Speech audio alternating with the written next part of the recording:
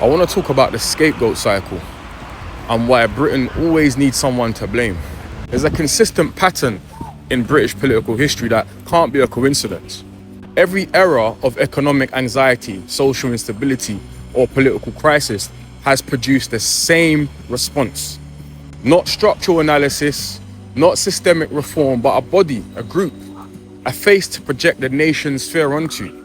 And this scapegoat is not incidental to British division. It is the mechanism through which division is managed.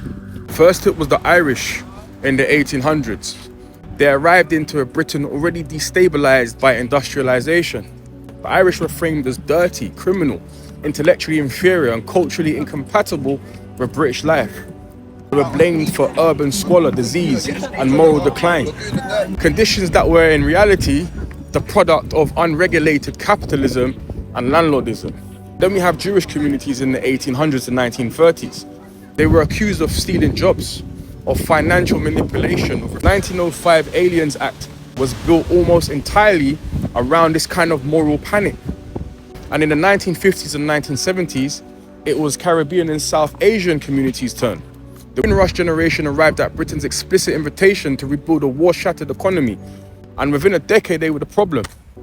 And Enoch Powell's 1968 Rivers of Blood speech didn't invent the scapegoating, it merely gave parliamentary legitimacy. Then the National Front emerged.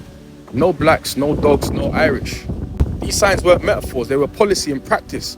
These communities were blamed for housing shortages, unemployment and cultural erosion, all structural failures of post-war planning and deindustrialization. And from the 2000s to now, asylum seekers and Muslims were to blame. Post 9/11 and accelerating after 7/7, British Muslims became the preeminent internal threat. The PREVENT programme functioned as a surveillance mechanism. Then came the post-2011 financial crash, and with it a decade of austerity that stripped public services to the bone.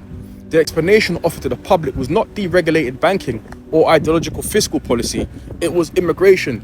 Each case, the scapegoat shares the same profile.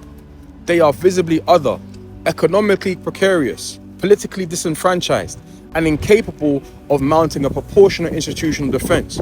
They are never chosen at random, they are chosen because they can be chosen. And critically, in each case, the actual source of division remains untouched.